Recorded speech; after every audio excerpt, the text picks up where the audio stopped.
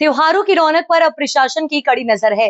रीवा जिले में दीपावली, दशहरा और अन्य पर्वों को देखते हुए जिला कलेक्टर के निर्देश पर फूड विभाग एवं नापतौल विभाग की संयुक्त टीम ने शहर की नामी मिठाई दुकानों पर बड़ी कार्यवाही की है। रीवा शहर के प्रयागराज रोड स्थित जय डेयरी और गुड़हा हाई बाजार स्थित अशोक मिष्ठान भंडार में छापेमारी के दौरान मिठाइयों एवं बेकरी उत्पादों के कई सैंपल लिए गए। टीम को जांच के दौरान जय डेयरी में एक्सपायरी डेट के उत्पादों का इस्तेमाल मिलता पाया गया। वहीं अशोक मिष्ठान भंडार में छेने के रसगुल्ले घटिया गुणवत्ता वाले मिले। वहीं रीवा जिले के प्रतिष्ठित मिस्टर भंडार प्रसादम में कई सारे सैंपल गुणवत्ता विहीन पाए गए। लोगों की जिंदगी से खिलवाड़ करने वालों के ऊपर कड़ी कार्रवाई होना अनिवार्य किया जाना चाहिए। प्रशासनिक सूत्रों के अनुसार सभी सैंपल प्रयोगशाला भेजे जा चुके हैं और रिपोर्ट आने के बाद कड़ी कार्यवाही की जाएगी।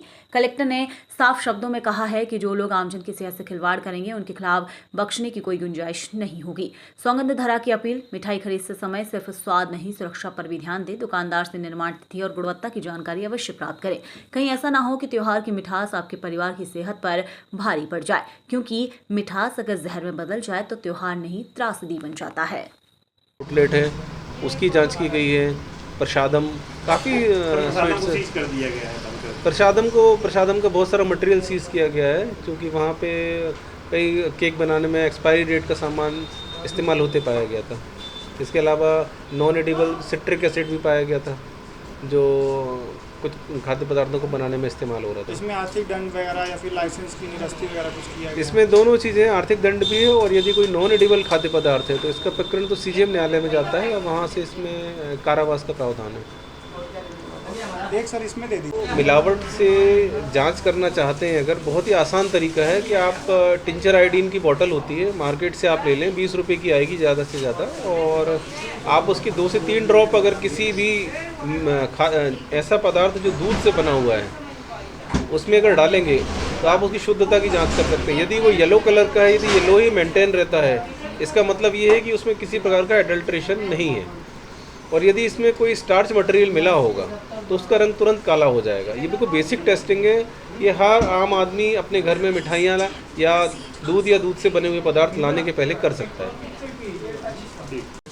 कितनी दुकानों में क्या कुछ पाया गया, थोड़ा बताइए। देखिए, आज जो है दिवाली के दृष्टिगत जो हमारी मिलावट के विरुद्ध जांच अभियान चल रहा है, इसमें नापतोल विभाग और खाद्य सुरक्षा प्रशासन दोनों के द्वारा संयुक्त रूप से कलेक्टर महोदया के निर्देशानुसार जांच कार्रवाई की जा रही है। जांच के दौरान हमारे द्वारा आज सबसे पहले इलाहाबाद रोड स्थित जय डेयरी एक्सटेंशन काउंटर और उसमें जो केक टर्मिनल ओपन हुआ है, दोनों की जांच की गई। तो केक टर्मिनल है, वहाँ पे बहुत सारा एक्सपायरी डेट का कलर और जो फाउंडेंस वगैरह हैं वो पाए गए। अब चूँकि बच्चों से संबंधित संवेदनशील चीज़ें थी ये सारी की सारी, और चूँकि एक्सपायरी डेट की थी तो हमारे द्वारा सारे नष्ट कराए गए। इसके बाद हमारे द्वारा अशोक मिष्ठान भंडार की जांच की गई है। तो यहाँ प्राइमरी टेस्टिंग में जो खोबे की मिठाइयाँ हैं वो तो मानक स्तर की पाई गई हैं, परंतु जो छेना है जो हमने उसकी जांच की है तो उसमें कुछ अरारोट या मैदा, कोई स्टार्च मटेरियल जो है प्राइमरी टेस्टिंग में आ रहा है। तो उसका हम दोनों चीज़ों के रेगुलेटरी सैंपल लेकर के लैब भेज रहे हैं, और रेगुलेटरी सैंपल में जो रिपोर्ट्स फाइनल आएंगी उसके आधार पे हम फिर प्रोसिक्यूशन की कार्रवाई आरंभ करेंगे। इन दुकानों में कुछ कार्रवाई भी की गई है अभी?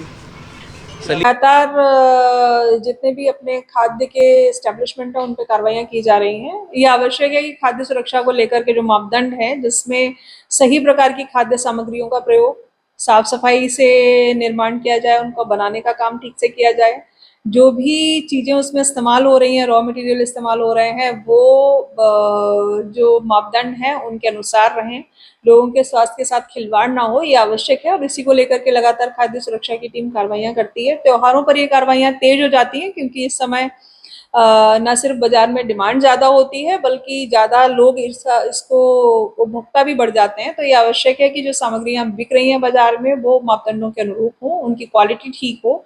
तो इसी को लेकर के टीम लगातार कार्रवाई कर रही है, और 2 एस्टेब्लिशमेंट ऐसे सील भी किए गए हैं जिनमें ये तय मापदंडों के अनुसार कार्रवाई नहीं पाई गई है, और उन पर आगे जो खाद्य सुरक्षा अधिनियम में कार्रवाइयां हैं वो नियमानुसार कार्रवाइयां होंगी। अभी कितनी दुकानों की मैडम सील की गई है और कितने सैंपल लिए गए? सैंपलिंग का काम लगातार हो रहा है। 2 तरीके के सैंपल, रेगुलेटरी और सर्विलेंस सैंपल हम लोग लेते हैं, तो वो लगातार डेली बेसिस पे लिए जा रहे हैं। एक कंपनी का जो कारखाना है वो सील किया गया है, क्योंकि वहाँ पर ऐसी सामग्रियां पाई गई थी जो कि अनुमत्य नहीं है। ऐसी सामग्रियों के साथ में खान पान का उनके द्वारा निर्माण किया जा रहा था, तो उनके खिलाफ इसीलिए उनको नोटिस भी जारी किया गया है, सैंपलिंग की गई है और आगामी आदेश तक के लिए उनको सील किया गया है।